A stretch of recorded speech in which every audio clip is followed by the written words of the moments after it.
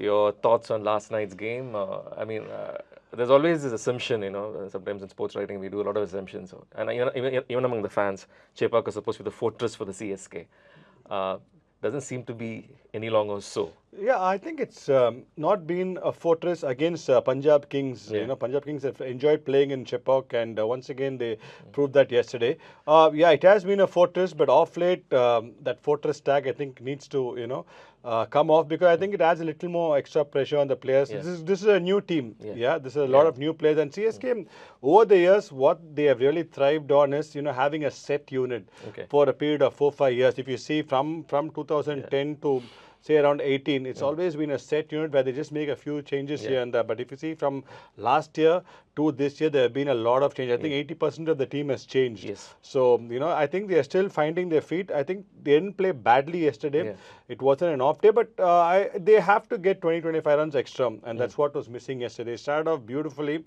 We'll talk about Ayush Matre, obviously, and how Sarfaraz Khan is adding a lot of value. A lot of positives are there, but again, 210 for this bowling, and Chepauk off late, the pitch has been good, so they have to look to be a little more aggressive and get to the 230 figure. What would be the pass score, Chepauk? What do you think is the pass score? See, I think last night was a very good score. 210, chasing 210 is not easy in Chepauk at all, because, we have slightly bigger boundaries. Obviously, I think the due factor is playing up a lot. Like I think I've mentioned before, when we played in 2010, maybe because it was a closed stadium, I don't know the reasoning behind that, but there was far lesser dew in the 10-11 seasons, and compared to now, there's a lot more dew. Like did broadcast work a couple of years there. Live matches, we go down in the evening, there is quite a bit of dew. So spinners, it wasn't too bad yesterday, but I think that adds on a bit where the ball comes on a little better.